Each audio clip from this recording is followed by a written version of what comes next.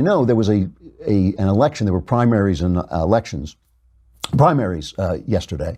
And in New York, in the 14th district, which is part of Queens and Manhattan, a staunch Democrat who's been in the House for 20 years was thrown out in favor of a 28-year-old socialist. She is a member of the Democratic Socialists of America. His name is Joe Crowley, and her name is, let me see if I've got it.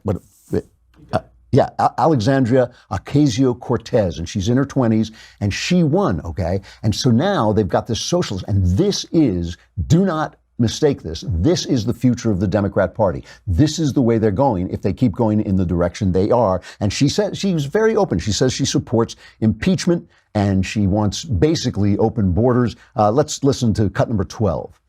I would support impeachment. I think that, we have the grounds to do it. I think what really we need to focus on is making sure that we are advocating for the policies to win in November. But ultimately, I think that what we need to kind of focus on is ensuring that we can, when people break the law, potentially break the law, that we have to hold everyone accountable and that no person is above that law. Do you see yourself, Alexandria, as more of a Democrat or progressive? Would you say I am a member of the Democratic Party this morning? I'm proud to be a Democrat. I was raised in a Democratic family with Democratic values. But it also means that the Democratic Party is a big tent, and there are so many ways to be a Democrat. And I'm proud to bring to Congress an additional perspective and a lens towards what the future of the Democratic Party may be.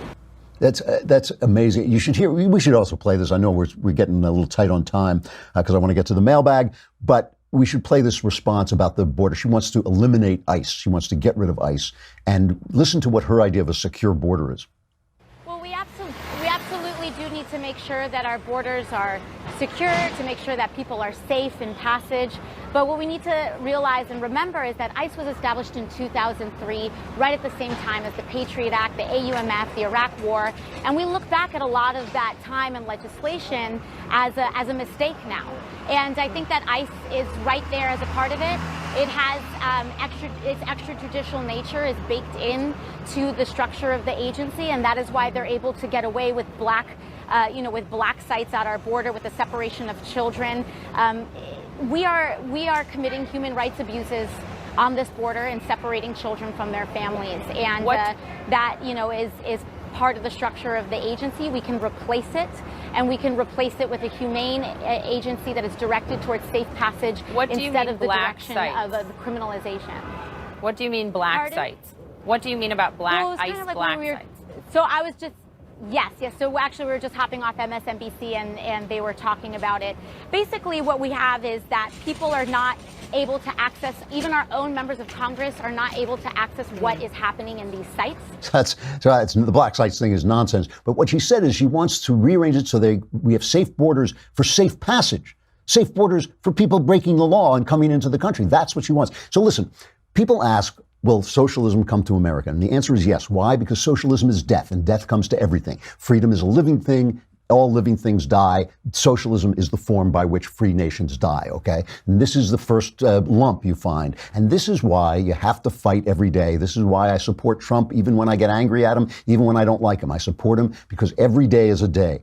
One day, America will die, but not today. And that is the conservative message. We are always fighting. We're like the doctors. We're always fighting death. You ultimately lose because all things die, but not today. And that's why it matters. That's why today matters. You don't get a lump on your body and say, oh, well, I won't check it out because eventually I'm going to die. You fight it every step of the way. And we are fighting for our country every step of the way.